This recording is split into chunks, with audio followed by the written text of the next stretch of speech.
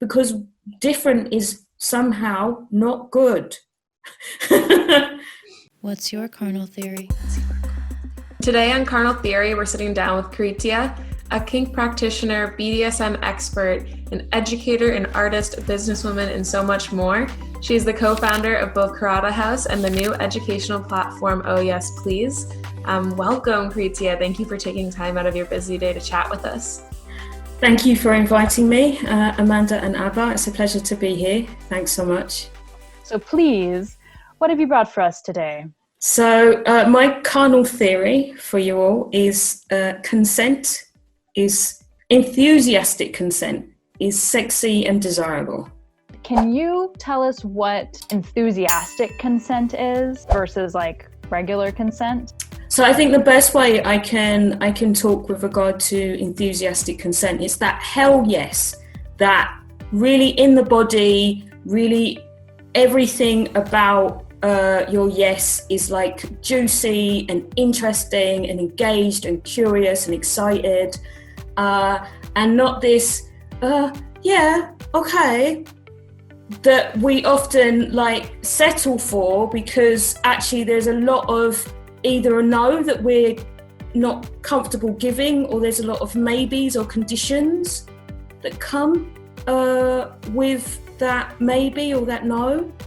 Instead of being like, actually, no, thank you. Sounds like a fun thing, but right now it doesn't fit for me. Doesn't feel comfortable for a lot of people. Talk about Oh Yes Please and Caritia House. What were those created out of? Was it a need that for education that you saw, or was it something else that it was born? So, Caritia House, which is our queer artist collective space, that was born of a need of us, the owners, being three queer folk, self-identifying as that and recognizing we didn't really have safer space for us to actually do the things that we love. And it's a lot of things around body and performance and art and all of that, plus kink and BDSM. I see this just clear crossover of us not being taught consent, of us not being able to handle this rejection so we don't engage in consent, and how that is just one, how the sexual conversations around that are just one aspect of our lives where we are completely incapable of having this. It also comes into political conversations and just pretty much anything that either challenges us or pushes our boundaries. And I'm having another kind of like, oh fuck moment of like, if this was a foundational thing that, and I know some places are teaching this in kindergarten, but we really need to be learning it that early on, because it's in my new theory appearing in my head right now, it's affecting so many parts of our lives. Yeah. I mean, this is what I find really interesting about this whole topic. The reality is children already know how to do this. We teach them not to, and that makes me really sad because we don't listen to them. They know. They're already super clear about it. They already know their boundaries, but as adults, we cross that. Mm-hmm. Like, we don't pay attention to what they're saying. We don't listen to what they're saying. You know, children can be seen and not heard. This is something that still continues to perpetuate in our society today. And we put them in schools and the same thing continues to happen to them. So they don't do it. Mm-hmm. They don't do it.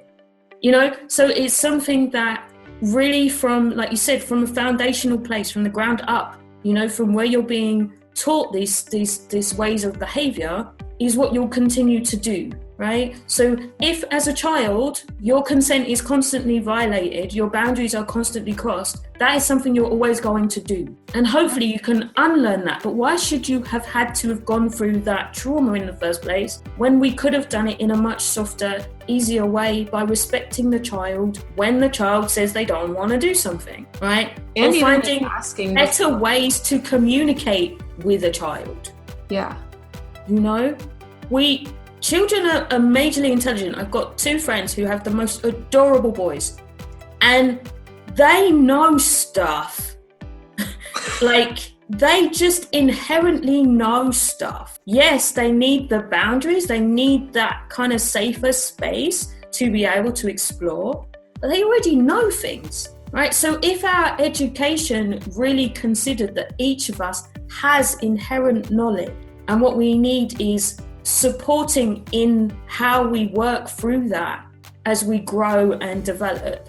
It would be so much nicer for all of us if we weren't so binary about everything. We are complicated beings. We found out there are 75 genders in the world. We found out, doing all of this like so geeky, exploring and experimentation through kink and through body awareness, like finding all this body chemistry stuff out. Why don't we find that out in school? Why don't we know that? Why don't we know how our bodies genuinely work? Why do we have to wait to find this stuff out? Why is our sex education based on just pure anatomy and procreation? Why is it based on that? Why isn't it based on biochemistry and how our hormones work and how we develop? And why aren't there all kinds of different sexualities talked about, right? Why isn't that stuff normalized? Because power. Somebody wants power over something that is actually very powerful. Our desire and our sexuality, when we really own it, it's one of the most powerful things that we have. No matter how you identify sexually or sexuality-wise or gender-wise, it's the most powerful thing you have, and it's the most sacred, and it should be so much more respected than it is. Like, no matter how you do stuff, no matter how sex looks to you, and for me, kink is sex. No matter how it looks to you, it should all be respected, because we should be treating ourselves with care and loving attention, no matter what it is that we decide that we want to do. And then just respecting, oh, my thing doesn't look like your thing, Amanda, but your thing is cool. It's just not my thing. But we don't do that because different is somehow not good. Thank you so much. Thanks to everyone for tuning in to this episode. We hope it's given you something further to reflect upon. I know I definitely have some new insights, and I'm really, really excited to talk to more people about this. But reach out with any questions or insights on our Instagram page at Carnal Theory, and definitely go check out everything that Caritia House, oh yes please, Caritia. She's on Instagram. Your social media is just at Caritia, super easy to find. Go give her a follow.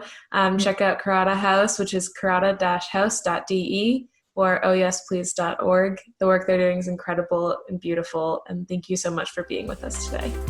Thank you so much for having me. It's been an absolute pleasure. Really, really. Thank you so much. Carnal Theory is produced by My Sex Bio. Our sound design is by Audrey Cohane, and our theme music by Men the Universe. My Sex Bio is an educational platform built to empower people like you to take command of your sexual biography. Follow us on Instagram, Twitter, Facebook, LinkedIn, TikTok, YouTube, and Spotify at My Sex Bio. Visit our website and join our e-letter at mysexbio.org, and support our work by joining our Patreon. Thank you.